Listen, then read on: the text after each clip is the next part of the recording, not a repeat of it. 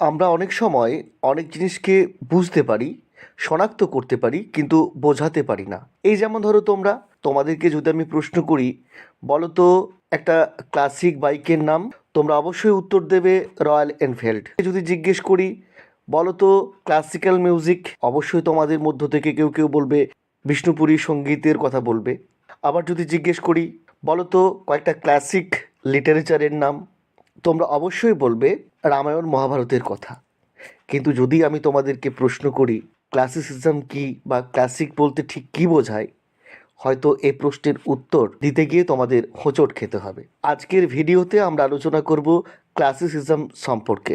চলো প্রথমে ক্লাসিসিজম শব্দটির কাছে যাওয়া যাক। ক্লাসিসিজম শব্দটি এসেছে ল্যাটিন ক্লাসিক শব্দ থেকে। এই শব্দটি প্রথম ব্যবহার করছেন ল্যাটিন লেখক অলাস গিলিয়াস। তিনি তার নকটেস অ্যাটিকি গ্রন্থে স্ক্রিপ্টর প্রোলেটারিয়া শব্দটির বিপরীতে স্ক্রিপ্টর ক্লাসিকাস শব্দটি ব্যবহার করেছেন।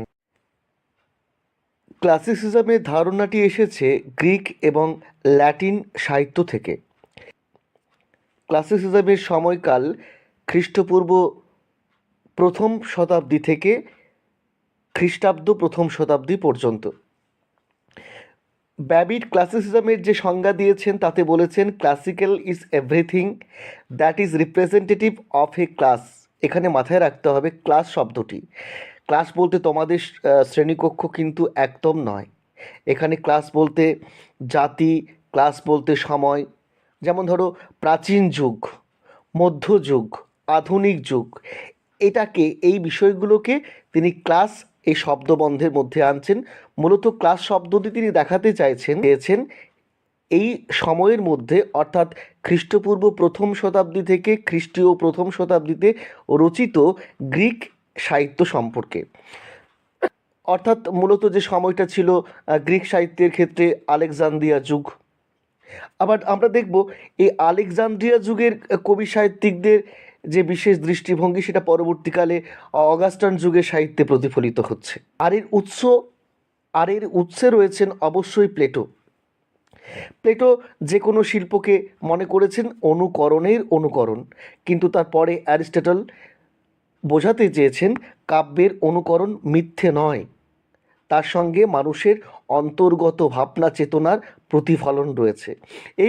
এই বিষয়কে উপজীব্য করেই মূলত ক্লাসিক সাহিত্য রচিত হয়েছে।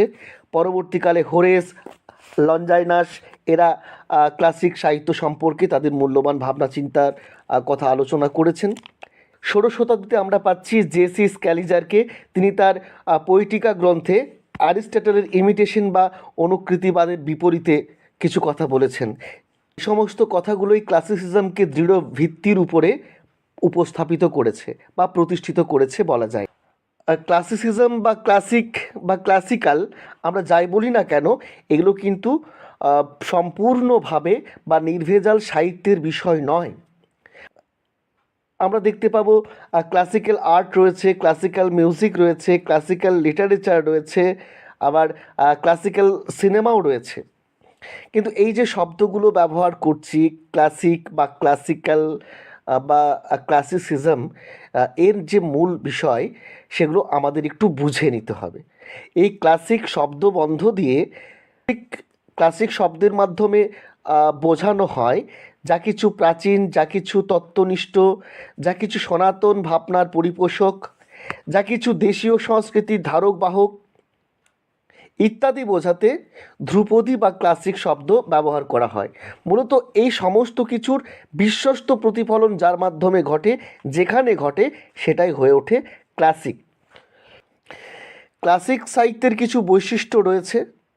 এখানে ক্লাসিক সাহিত্যকে আমরা শনাক্ত করতে পারবো কয়েকটি বিশেষ বৈশিষ্ট্যকে লক্ষ্য করে। প্রথমত সৌন্দর্য সৃষ্টির দিকে আগ্রহ, দ্বিতীয়ত মানব জীবনের গভীর ও সর্বোচ্চ প্রকাশ, তৃতীয়ত প্রত্যক্ষতা ও বাস্তবতা বজায় রেখে ঘটনা বিন্যাস, চতুর্থত যুক্তিবাদী মননশীলতা ও সামাজিক তীক্ষ্ণতা, পঞ্চমত শব্দের প্রচলিত অর্থ যথাযথ রাখা। একটি মহৎ চেতনার প্রেক্ষাপটে শান্ত, ব্যাপক ও সৌন্দর্যের উপলব্ধি যে সাহিত্যের মধ্যে ঘটবে সেটাকে আমরা বলবো ক্লাসিক সাহিত্য। তবে হ্যাঁ, এই চেতনার প্রেক্ষাপটটিকে অবশ্যই প্রাচীন হতে হবে চিরকালের আবেদন বিশিষ্ট, অর্থাৎ যেটা চিরকালীন, চিরকাল যার সম্পর্কে আগ্রহ থাকবে। সপ্তদশ শতাব্দীতে এসে এই ক্লাসিসিজম বিজ্ঞান ও দর্শন চেতনায় সমৃদ্ধ হয়ে উঠছে।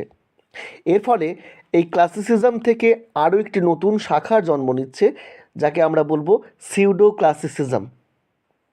ভারতবর্ষেও ক্লাসিক লিটারেচার রয়েছে, সংস্কৃত ভাষাতে রয়েছে রামায়ণ মহাভারত, বাংলাতে আমরা পাচ্ছি শ্রীকৃষ্ণ কীর্তন, যেটা পঞ্চদশ শতাব্দীতে রচিত, এবং 19 শতকে এসে আমরা পাচ্ছি মাইকেল মধুসূদন দত্তের মেঘনাদ বধ কাব্য। আজকের আলোচনা এ পর্যন্তই। আশা করি তোমরা ক্লাসিসিজম সম্পর্কে বুঝতে পেরেছো। কেমন লাগছে আমাদের আলোচনা কমেন্ট বক্সে এসে অবশ্যই জানিও। প্রত্যেকে ভালো থেকো, সুস্থ ও সুন্দর থেকো। আপাতত টাটা।